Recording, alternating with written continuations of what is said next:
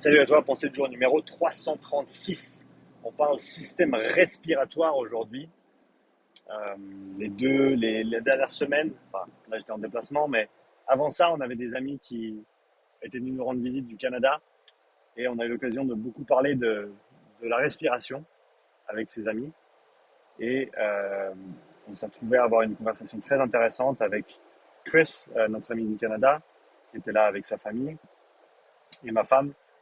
Je te le rappelle, ma femme qui est formée en nutrition holistique, qui est formée en tant qu'instructrice de yoga, qui a une affinité particulière pour l'aspect énergétique des choses, bah, tout comme moi au final, peut-être sur un plan différent, mais ça reste de l'énergétique.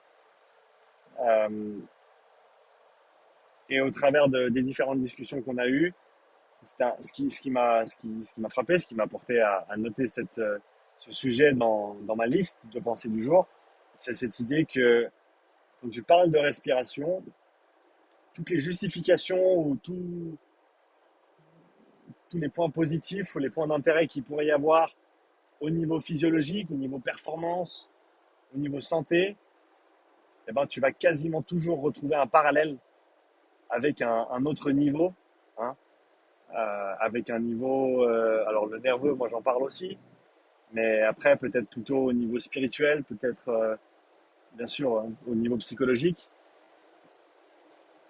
Je pense qu'on oublie que le corps humain un système, c'est un organisme de système intégré, complexe et intégré. Et c'est-à-dire que quand tu affectes quelque chose à un certain niveau, et ben, tous les autres niveaux sont également impactés. Mais parfois, et ben, notre prisme, notre perspective, nos œillères, au final, ne nous permettent de voir que ce qui se passe à un seul niveau.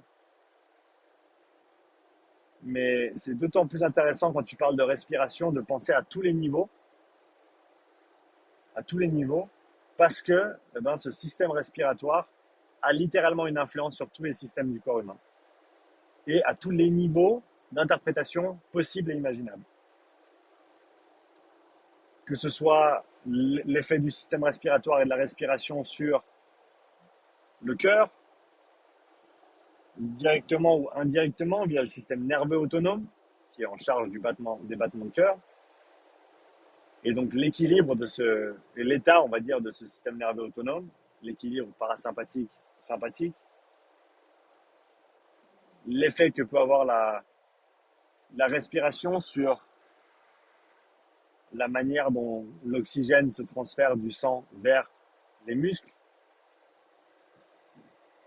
la respiration sur le contrôle que tu vas non seulement avoir, mais surtout percevoir de tes efforts.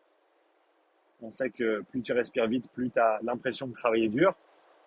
Et avoir l'impression la perception, eh ben, c'est la réalité. Hein. Si tu as l'impression de travailler très dur, eh ben, c'est très très dur. Parce que ton impression est ta réalité. Ta perspective, ta perception forme ta réalité.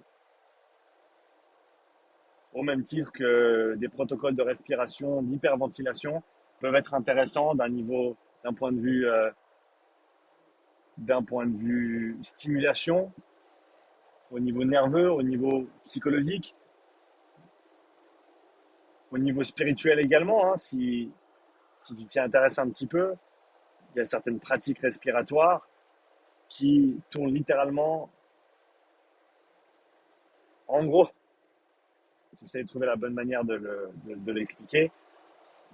En gros, si tu hyperventiles volontairement assez longtemps, tu peux facilement te mettre dans des états qui s'apparenteraient à des états que tu atteindrais sous l'emprise de l'ayahuasca ou d'autres plantes médicinales, nous les appellerons. Ce qui est assez fascinant en fait, de se dire que ces realms-là, que ces sphères-là sont accessibles via quelque chose d'aussi simple que la respiration. Et ça, c'est vrai avec des approches, des méthodes d'hyperventilation, c'est vrai avec de l'hypoventilation également. Je pense notamment à la méditation, la relaxation. Pour en parler vulgairement, hein, il y a énormément de niveaux de détail et de différentes pratiques qui s'articulent différemment autour de tout ça avec plein de, en tout cas, de justifications différentes ou plein de- d'axes, de points focaux différents. Mais au final, on peut littéralement avoir accès à tous ces systèmes, à tous ces niveaux via la respiration. Et c'est une chose que je tenais à remettre sur le devant de la scène. Un système pour tous les intégrer, un peu à l'image de l'anneau dans le Seigneur des Anneaux. Je pense véritablement que la respiration, le système respiratoire, c'est un des systèmes les plus importants au niveau physiologique. Tu respires pas, tu meurs déjà, ça c'est assez clair. Tu commences à respirer quand tu sors du ventre de ta maman. Tu arrêtes de respirer quand tout se termine. En tout cas, quand cette phase-là se termine, dirons-nous.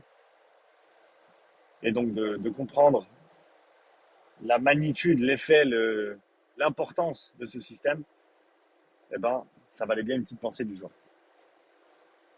Qu'est-ce que tu en penses, toi? Est-ce que tu es d'accord? Est-ce que tu n'es pas d'accord? J'attends ton commentaire comme d'habitude pour échanger avec toi. D'ailleurs, si tu as un commentaire auquel j'ai pas répondu, mes excuses. Il faut que je me pose et que je fasse ça, mais j'ai pas le droit de lire mes messages au volant, donc je vais pas le faire maintenant. Et j'ai pas beaucoup de temps à part ça. Mais sache que répondre à mes commentaires, ça reste une de mes priorités, donc je me réjouis de pouvoir le faire dès que possible. Merci pour tes commentaires, merci pour ton soutien. Pour ceux qui ne le font pas encore, va me suivre sur Insta.